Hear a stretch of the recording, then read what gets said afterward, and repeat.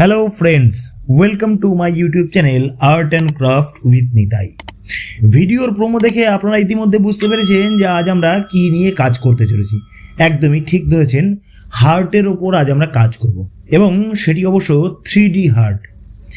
এই 3D heart বানাতে এটি কাগজের প্রয়োজন, যার সাইজ 7x7 সেন্টিমিটার। কীভাবে করব? একদম প্রসিডিওর চোখের সামনে। প্রথমে কাগজটিকে একদম মাঝ বরাবর ভাঁজ দিয়ে নেব এবং তারপর যে নিচের যে অংশ সেখান থেকে একদম জাস্ট আধা সেন্টিমিটারের মতন সেটাকে আমরা ভাঁজ দেব এবং তার পরবর্তীতে যে পুরো যে কাগজটা রয়েছে সেটাকে আমরা একদম মাঝ বরাবর ফোল্ড করে নেব। একদম ভিডিওতে ঠিক যেভাবে দেখানো হচ্ছে এইভাবে একদম ফোল্ড করার চেষ্টা করবেন এবং এই ফোল্ড করা হয়ে গেলে তার পরবর্তীতে যে দিকটায় দেখবেন মোটা অংশ অর্থাৎ যে হাফ সেন্টিমিটারের মতন ভাঁজ দিয়েছিলাম সেই দিকটা ওপরের দিকে থাকবে এবং এই অবস্থায় একদম কোনাকুনি থেকে একদম নিচে অবধি নিয়ে আসবো, অর্থাৎ একটা ত্রিভুজাকৃতি শেপ দেওয়ার চেষ্টা করব আমরা।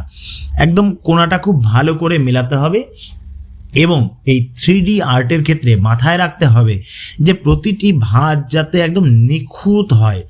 ভাঁজ আলগা হলে কিন্তু হবে না, সেক্ষেত্রে নখের সাহায্যে ভাঁজগুলি নিখুঁত করার চেষ্টা করতে হবে। এতে কিছুটা একটু কষ্ট হতে পারে, আঙুলে ব্যথা লাগতে পারে, কিন্তু তাতে কোনো যদি কষ্ট হয় সেই কষ্টটুকু সহ্য করতে হবে, তার কারণ তা না হলে কাজটি হবে না।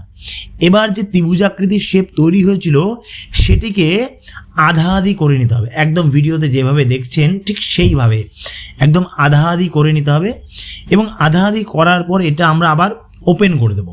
জাস্ট যে মাঝখানে যে দাগ তৈরি হলো সেই দাগটি এবার কাজে আসবে। কিভাবে কাজে আসবে সেটা এবার দেখুন। এবার ওই যে দাগ তৈরি হচ্ছে সেই দাগ থেকে আমরা একদম কোণার যে অংশটা আছে সেটাকে আমরা তুলে নিয়ে আসার চেষ্টা করব। মাঝের যে অংশটা সেই মাঝের অংশ পর্যন্ত নিয়ে আসব। যেই ভাঁজটি তৈরি হয়েছে সেখান থেকে কোণাটিকে তুলে নিয়ে এসে মাঝের অংশে আমরা নিয়ে আসার চেষ্টা করব এবং এটিকে ফোল্ড করে দেব।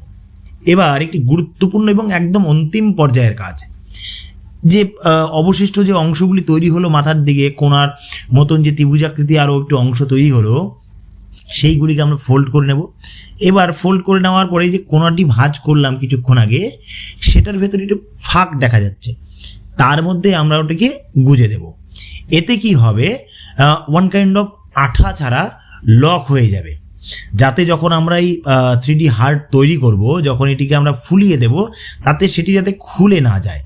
আর অরিগ্যামি ওয়ার্কের নিয়ম এটাই, এখানে কোনো আঠার ব্যবহার হবে না, শুধুমাত্র ভাঁজ পদ্ধতিতেই সম্পূর্ণ কাজ করা হবে। এবার হার্ট শেপটাকে একদম নিখুঁত এবং নিপুণ করার জন্য যে কোণগুলি তৈরি হয়েছিল সেই কোণগুলিকে খুব সামান্য করে ভাঁজ করে দেবো। একদম ভিডিওতে দেখতে পাচ্ছেন ঠিক যেভাবে করা হচ্ছে ঠিক সেইভাবে খুব অল্প করে বা সেই কোণাটিকে ভাঁজ করে দেবেন এবং এইভাবে মোট 4টি কোণা ভাঁজ করতে হবে, যেটা একদম মাথার ওপরের দিকে থাকে, টপের দিকে, হার্ট সাইনের টপের দিকে থাকে। এবার একদম দেখুন হার্ট সাইনের যে নিচের অংশ সেখানে একটু ছিদ্রের মতন রয়েছে, সেই চিত্রে আমরা একটি স্ট্র দিয়ে দেবো এবং সেই স্ট্রতে আমরা ফু দেব। এতে কী হবে, হার্ট ফুলে যাবে এবং তারপর মাথার অংশে আমরা একটু প্রেস করব নখ দিয়ে।